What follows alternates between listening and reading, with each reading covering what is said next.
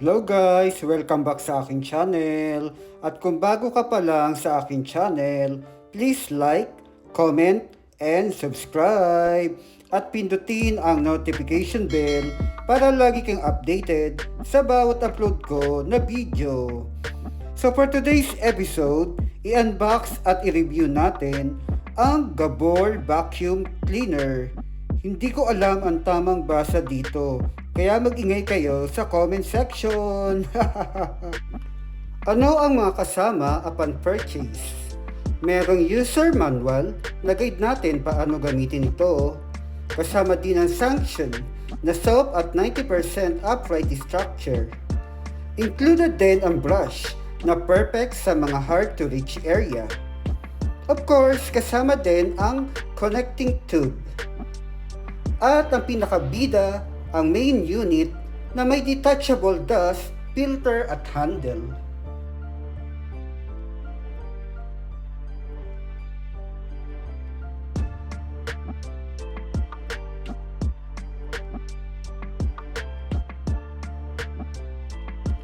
Ang kanyang rated voltage ay 220 to 240 volts at ang rated power ay 400 watts.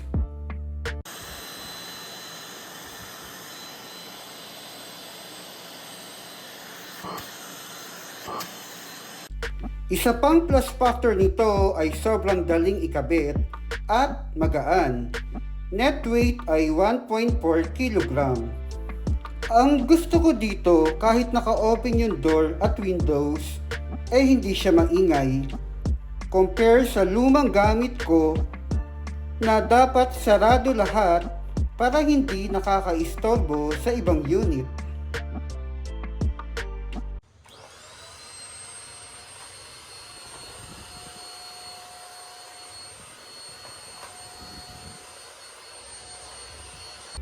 So yan, nakikita nyo ang daming balahibo kasi bagong gupit si Razor. Sobrang perfect itong vacuum para mas more convenient ang paglilinis.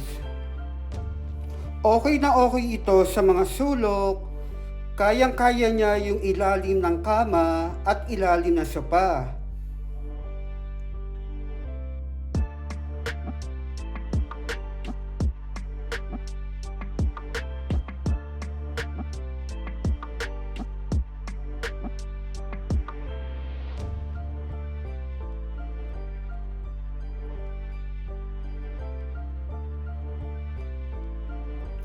Magbibigay ako ng grade for this product.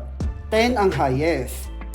For me, 10/10 kasi ang perfect niya sa need ko. At sa halagang 999 pesos, sulit at happy ako sa performance ng Gaabor Vacuum Cleaner.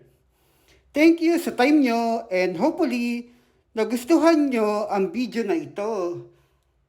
Maraming salamat!